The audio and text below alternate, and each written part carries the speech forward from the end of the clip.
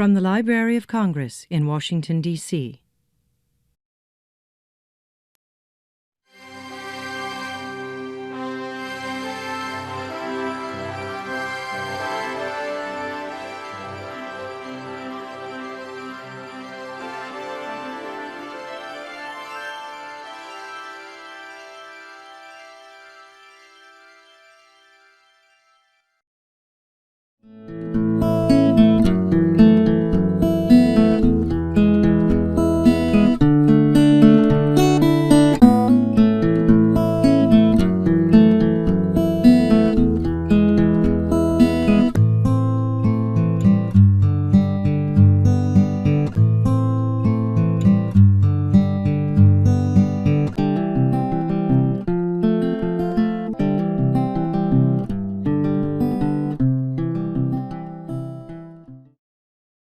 Today's plant hunters scour the rainforest, desert, mountain, and tundra to discover new plants with economic, ornamental, or disease-fighting potential. As wilderness and rainforest habitats are eliminated, plants and diversity disappear, making the role of the plant hunter even more crucial. Did you know that plant exploration is one of the oldest activities of mankind? Since the dawn of civilization, people have carried back strange plants from far-off lands and gathered wild seeds and beneficial herbs for use at home. The American colonists enhanced their meager diet with seeds, grains, tubers, and various plants that they and other immigrants, explorers, sea captains, and missionaries brought to the New World. Some seeds were introduced simply by clinging to bundles and barrels in the ship's hold. David Fairchild, head of the U.S. Department of Agriculture's Office of Foreign Seed and Plant Introduction, stated in an 1898 report, "The settlement of a new country is inseparably connected with the introduction of new plants. This work, which began with the efforts of the first settlers scarcely 2 weeks after their arrival on the island of Jamestown, has been carried on so gradually few people realize of all the food plants now grown in America, only the pumpkin and a few grapes, plums, and berries are natives of this country. Even the Indian corn is in all probability an introduction from Mexico." The earliest plant hunter in America was John Bartram. He and his sons explored extensively in the Carolinas, Georgia, and Florida, collecting plants for his garden and business. They published a catalog of American trees, shrubs, and herbaceous plants, which was used by the colonists as well as by European tradesmen. Even our founding fathers actively collected and exchanged seeds and seedlings. George Washington wrote his second cousin near Charleston, requesting acorns, nuts, or seeds of trees or plants not common in this country. Thomas Jefferson journeyed to Italy to collect a variety of upland rice that grew in Turin. He wanted to introduce to America rice that would grow in dry soil, unlike the lowland rice then cultivated in the swamps of the South. In a letter to William Drayton on July 30, 1787, Jefferson suggested upland rice might enable us to get rid of those ponds of stagnant water so fatal to human health and life. Plant hunters often explored regions and countries whose latitudes were approximately the same as the corresponding latitudes in the United States.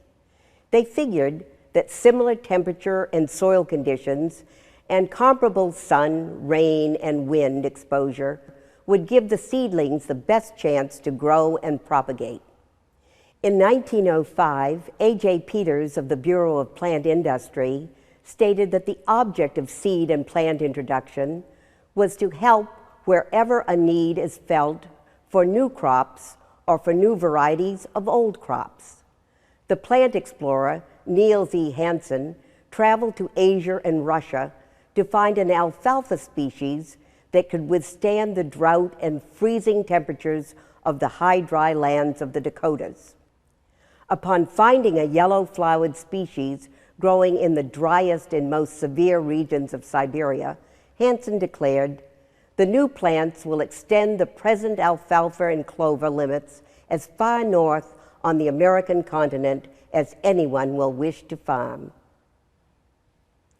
Most of us are unaware of the challenges plant hunters faced as they collected seeds and seedlings for introduction into the United States.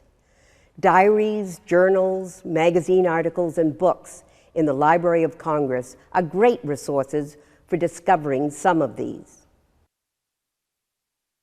In 1804, Meriwether Lewis and William Clark traveled to the Pacific coast at the request of President Thomas Jefferson.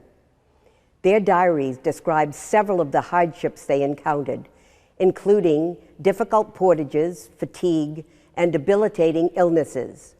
Mosquitoes and bears were another problem, and the weather was sometimes so cold that water froze to the oars as they rowed. Lewis and Clark collected numerous plant specimens, including, in their words, the roots of a thistle, the fern, the rush, the licorice, and a small cylindric root resembling in flavor and consistency the sweet potato. Have you ever enjoyed the fragrance of or admired a Douglas fir? The Scotsman David Douglas is credited with discovering it along with the sugar pine, western white pine, and California poppy. In his journals, Douglas provides us with a glimpse of the challenges he faced. On July 19, 1825, he wrote, "I labored under very great disadvantage by the almost continual rain.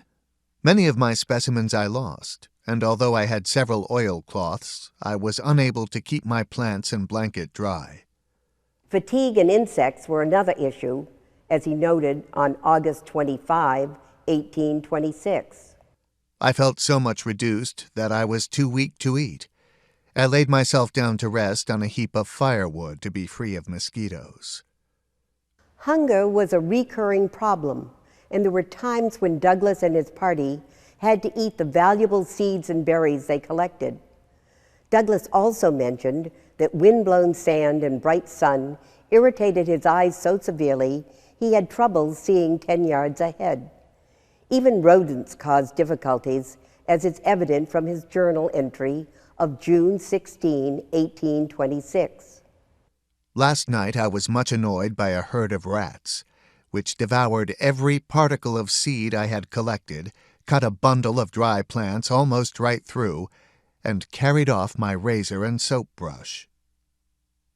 In July of 1834, Douglas died tragically in Hawaii after falling into a camouflage trap and being mauled by a bull. Sir William Jackson Hooker said of Douglas, "There is scarcely a spot of ground deserving the name of a garden, which does not owe many of its most powerful attractions to the living roots and seeds which have been sent by him."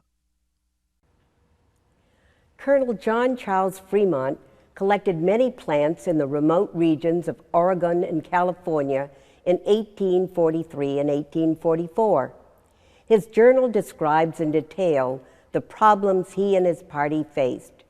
On March 6, 1844, he noted, "They were all on foot, each man weak and emaciated, leading a horse or mule as weak and emaciated as themselves.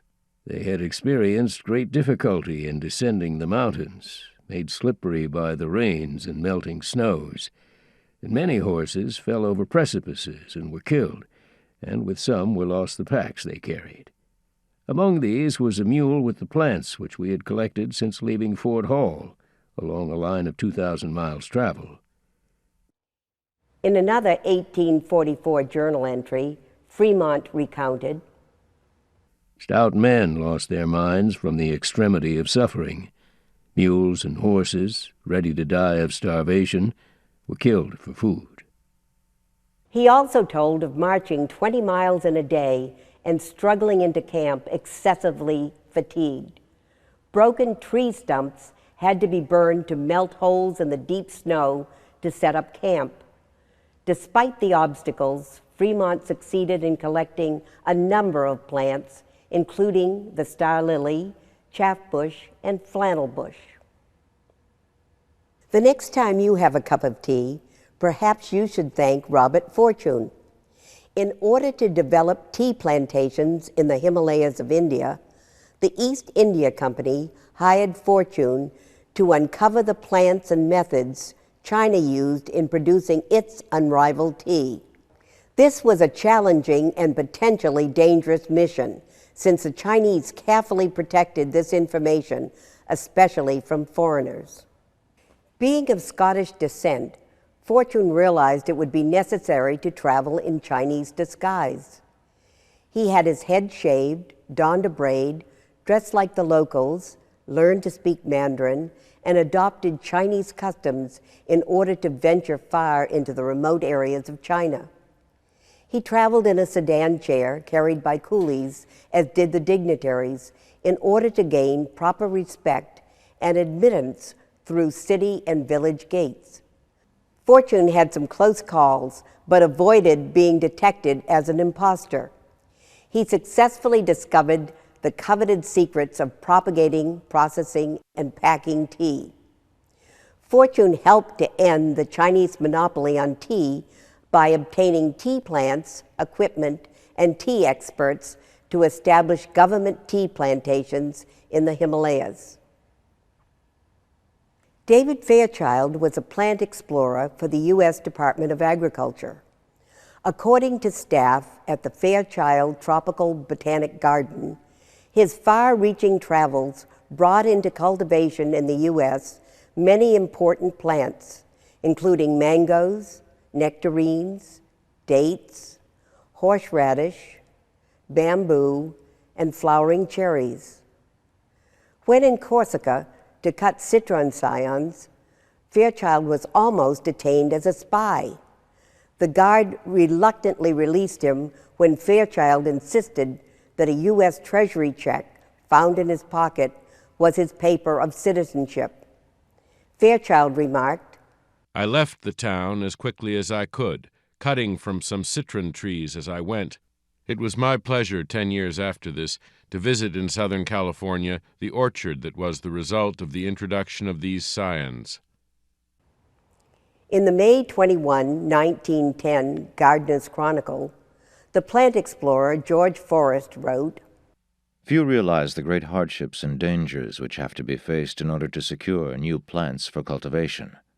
In the warmer regions there is danger from miasma, fever, animals, and snakes. Not infrequently, too, the collector has to seek his specimens among savage or semi-civilized peoples, who in most instances strongly resent his intrusion into their midst." While Forrest was staying with a missionary at a French Catholic mission along the Mekong, news came that the Tibetan Buddhist lamas were going to attack. Forrest wrote, "Immediate flight became necessary.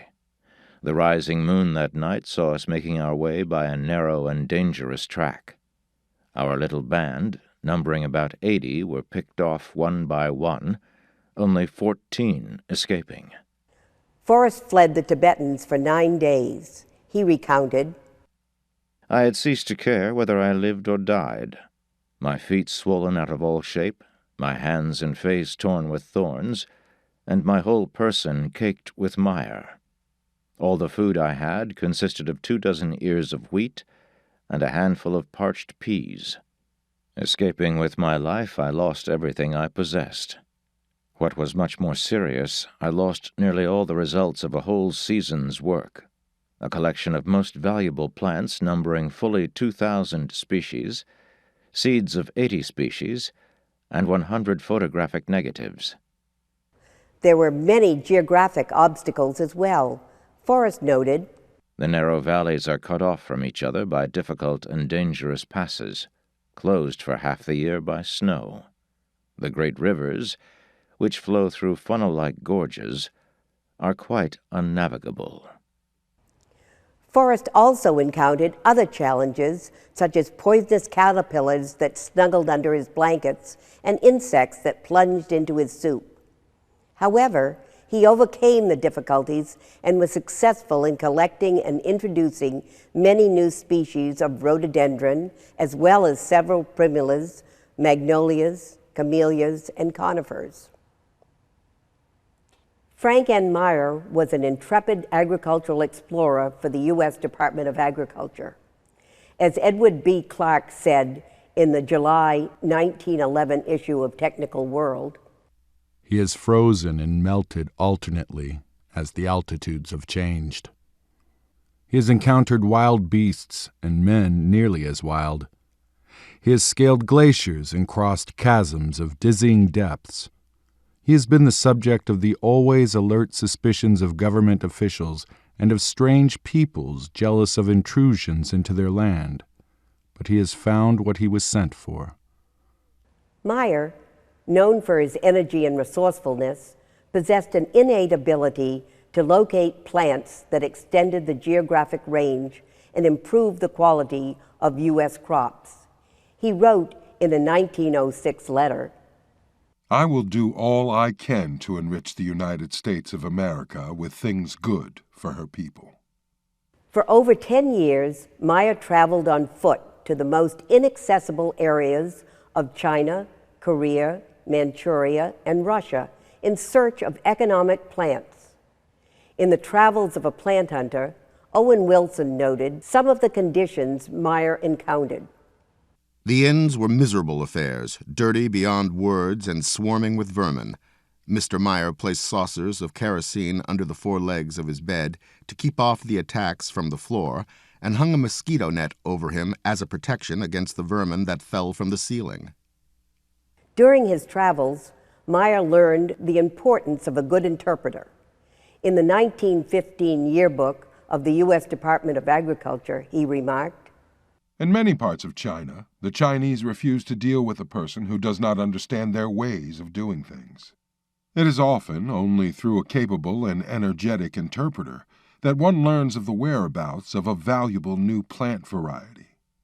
Meyer is credited with sending home seeds or cuttings of 2,000 different varieties of fruits, grains, plants, and trees. Ernest H. Wilson, nicknamed Chinese Wilson, made a number of expeditions to China. Using a roughly drawn map, he trekked for weeks to find the elusive Chinese aromatic Davidia tree. Upon arriving at the purported location of the tree, Wilson found to his great disappointment that it had been cut down and used to build a cabin. After abandoning the search for this tree, Wilson unexpectedly found 11 Davidia trees while collecting other plants. He gathered their seeds and shipped them to London, where they produced 13,000 trees. Wilson also searched for the regal lily in the Chino-Tibetan borderland, a very treacherous area prone to landslides. As Wilson traveled in his sedan chair along a steep cliff above the Min River, he was caught in a major rock slide. Seeing a large boulder coming toward him, Wilson jumped free of his chair. The boulder missed Wilson, but crushed the chair, sending it careening over the cliff. Unfortunately, Wilson was felled by another large boulder that broke his right leg in 2 places and lacerated his calf. He remarked, "Not a pleasant situation to find myself in, and 4 days from the nearest medical assistance." Wilson fashioned a splint from his camera tripod. As he and his coolies began the long journey along a narrow road toward medical help, they met a large mule train. Having no place to get off the road, Wilson laid down across it. He recalled, "Each mule stepped clearly over me, as if accustomed to such obstacles." Wilson recovered from his injuries, except for a limp. His regal lily bulbs were shipped to the U.S., where they were successfully cultivated. Even after plant hunters risked life and limb to collect them, there were no guarantees that the seeds and plants would be viable when they reached the United States. Frequently, the specimens were highly perishable, so plant hunters tried to collect a large number of seeds and seedlings to ensure there would be enough to satisfy the needs of their sponsors. They also used a variety of methods to ready the plants for their long voyages. David Fairchild packed his citron scions by sinking both ends in a raw potato. Ernest Wilson packed the regal lily bulbs by encasing them in clay and packing them in charcoal. According to Fairchild, Frank Meyer prepared his collections with infinite patience, wrapping them in moss and Chinese oil paper and burlap with his own hands before sending them by mail. Sometimes plant hunters also used wooden boxes to protect the seedlings from harm during shipment. In spite of these measures, there were many instances where only a few specimens survived the journey. And of these, some failed to germinate or take root. Even when well packed, some seeds and plants were eaten by rodents and insects on the ships or destroyed by the carelessness of the crew. Extreme temperatures, humidity, salt water, and mold were also detrimental or lethal to the specimens. In his 1913 article, Chinese Wilson, Plant Hunter, Leonard Barron wrote, "The plants were nursed carefully in little pots and taken on board ship. On the voyage through the Mediterranean, the little pots were set on a ledge so that they could get the benefit of fresh air and sunshine through the open port. A sudden squall dashed the salty spray through the port and upon the plants. Nearly all died of the salt." In 1834, Nathaniel Ward developed a sealed glass case to protect plants against salt water and rodents. As we have seen, plant explorers faced a number of challenges and overcame them with great courage and determination in order to collect and introduce the myriad of plants that have enriched our lives. Plant hunters possessed a common spirit of adventure, a fascination with nature, and a passion for plants. According to Fairchild, a plant hunter was an unsung Columbus of horticulture. They fended off attacks by wild animals and antagonistic natives, and contended with poisonous plants and insects. When struck by injuries or illnesses, thousands of miles away from medical facilities, they acted as their own physicians. They navigated through foreign lands, not always speaking the native language, and were negotiators and mediators when conflicts arose. Sacrificing the comforts of daily living, they often slept on the ground, were exposed to extreme temperatures, and faced physical exertion and desolation. We owe a great deal to these valiant explorers. We hope you will use the rich resources of the Library of Congress to learn more about these brave and spirited plant hunters.